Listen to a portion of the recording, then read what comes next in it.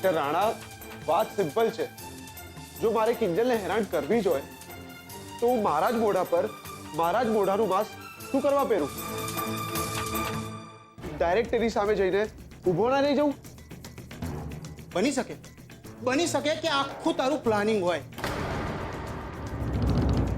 બધાને કન્ફ્યુઝ કરવાનું, બધાને ભરમાવાનું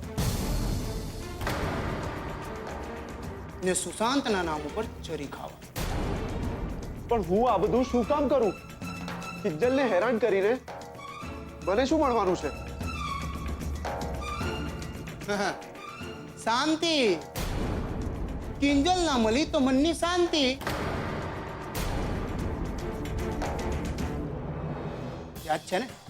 યાદ છે ને પેલો જયા પાર્વતીના વ્રતની ઉજવણીનો દિવસ?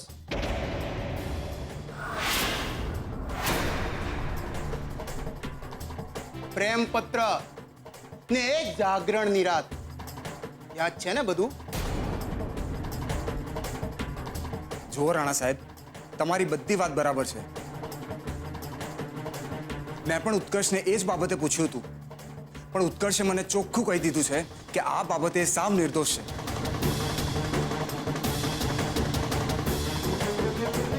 રાણા સાહેબ, એટલીસ્ટ તમે મારા પર તો વિશ્વાસ કરો. ઠીક છે, પણ યાદ રાખજો ઉત્કર્ષ, તારી દરેક હિલચાલ ઉપર મારી બાજ નજર છે.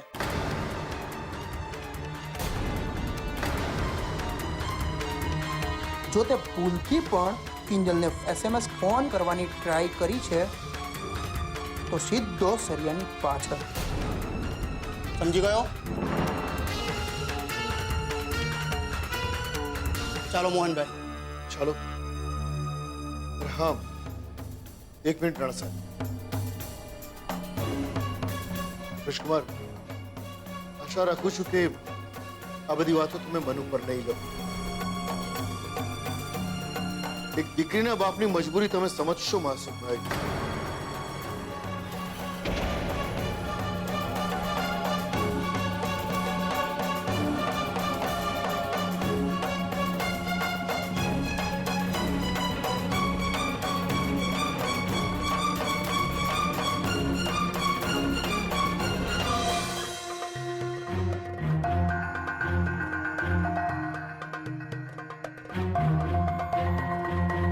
મમ્મી, તું એક જગ્યાએ શાંતિથી ઊભી રહીને કહીશ કે પપ્પા ક્યાં ગયા છે?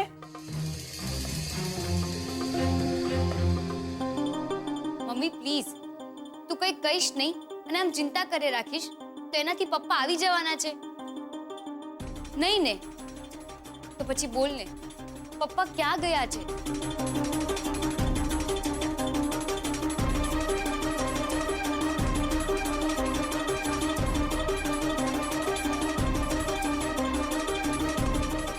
પપ્પા છે ને સેજલના સાસરે ગયા છે, અને એ પણ ઇન્સ્પેક્ટર રાણાને લઈને.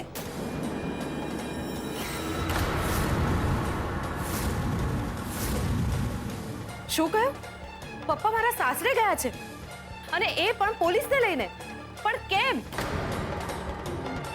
કારણ કે તારા પપ્પાની વાત સાંભળીને રાણા સાહેબને એમ લાગ્યું કે ઉત્કર્ષને પણ થોડા સવાલ કરવા જોઈએ. ઉત્કર્ષને? કેમ?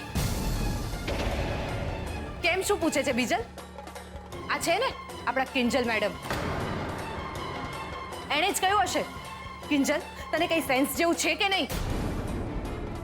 કોઈની પાછળ હાથ ધોઈને પડી જવાનું એટલે પડી જ જવાનું? તે જ ચાડી ખાધી હશે ઇન્સ્પેક્ટર રાણા પાસે. મેં એવું કંઈ નથી કર્યું ને મને તો ખબર પણ નથી કે પપ્પા ઇન્સ્પેક્ટર રાણાને ક્યારે મળ્યા, શું કહ્યું. મને કઈ ખબર નથી યાર. રહેવા દે ભોળી બનવાનું.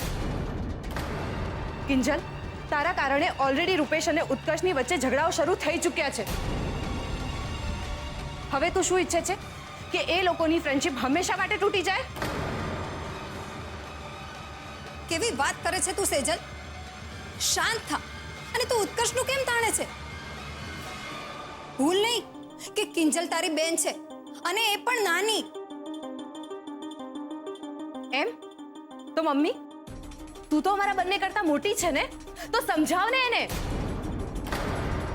મારી લાઈફમાં આવા બધા પ્રશ્નો ઊભા થાય એવા કામ શું કરવાને કરે છે? સેજલ દીદી પ્લીઝ, તમે પ્લીઝ શાંત થઈ જાઓ. ને કિંજલ કહી રહી છે ને કે એણે આ બધું નથી કર્યું તો એણે નહીં કર્યું હોય. ને આમ પણ પપ્પાએ કીધું ને કે પોતે ઇન્સ્પેક્ટર સાથે વાત કરવા ગયા છે, તો કદાચ એમણે વાત કરી હશે. આવે એટલે પૂછીએ.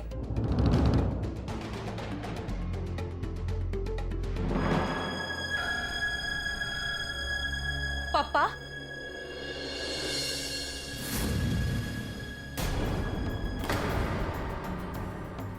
પપ્પા શું જરૂર હતી મારા સાસરે ઇન્સ્પેક્ટર રાણાને લઈ જવાની? શું થયું? ઉત્કર્ષે કાંઈ કહ્યું? અને પપ્પાજીને ખરાબ તો નથી લાગ્યું ને? આવી પરિસ્થિતિમાં તને તારા સાસરાનું લાગી આવે છે, તારા પપ્પાનું કે કિંજલનું નહીં. અરે તારા પપ્પાજીએ તને ઓફિસમાંથી કાઢી મૂકી ત્યારે ચૂપચાપ તું ઘરે આવી ગઈ હતી. મેં તને નોકરીના ઇન્ટરવ્યુ માટે જવાની ના પાડી તો મારી સામે ઊંચા અવાજે બોલે છે તું. અરે બાપ છું તારો, સમજી?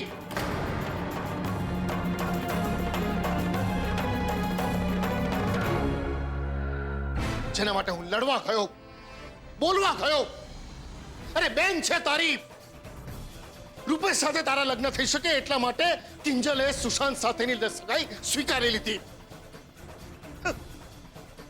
જે સજા આજે કિંજલ ભોગવી રહી છે ને એ તારા ભાગની સજા ભોગવી રહી છે, સમજી? વાત રહી તારા સાસરે પોલીસ લઈ જવાની, ઉત્કર્ષ શંકાના ઘેરામાં આવી ગયો હતો એટલે મારે ત્યાં જવું પડ્યું. બાકી તારા પપ્પાજીએ જે રીતે મારું અને કિંજલનું અપમાન કર્યું હતું એ પછી આ મોહન ભટ્ટ ક્યારેય તારા ઘરનો ઉંબરો ન ચડે, સમજી? હવે બોલ, સાંભળવું છે તારે?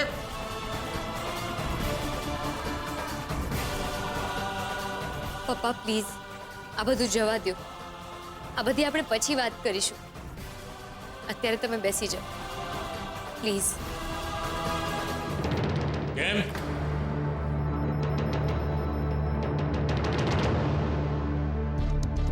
મળી ગયો પરચો કે પછી ઉત્કર્ષ તને હજુ પણ પેલી કિંજલ માટે આમ અહીંયા ધક ધક થાય છે? પપ્પા પ્લીઝ, હવે અત્યારે તો બળતામાં ઘી ના ઉમેરો. તમને શાનું આટલું બધું બળે છે ભાઈ? ઓહ યસ, આઈ એમ સોરી, ભૂલ્યો. તમારી તો સાળી ને રૂપેશ, મને એમ થાય છે કે તમારો દીકરો તો ઠીક પણ આ ઉત્કર્ષનો મિત્ર પણ નથી રહ્યો.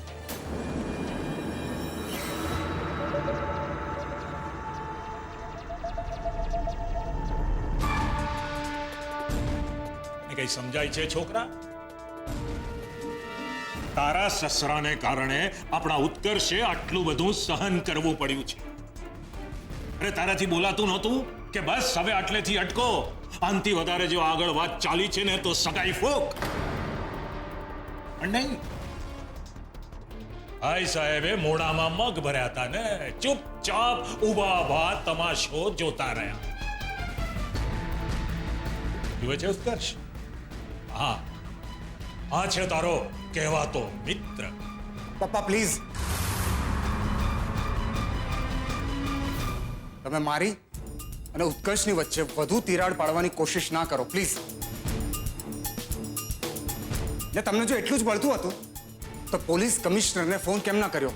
કરવો હતો ને, અને પૂછવું હતું એમને કે ભાઈ મારે 1 કરોડનું શું થયું?